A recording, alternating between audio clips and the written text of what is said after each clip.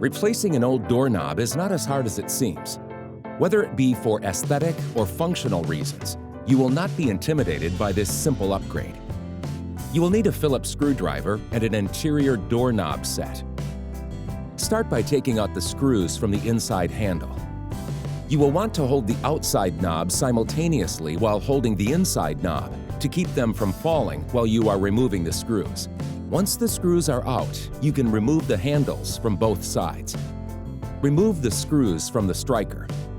Once the screws are out, you can remove the striker. When installing the new striker, be sure it is in the correct position, facing toward the door jamb. If you are unsure, test the door swing. Once in the correct position, add and tighten the screws to hold it in place. Next, install the outside doorknob. Then, install the inside doorknob simultaneously while holding the outside doorknob in place.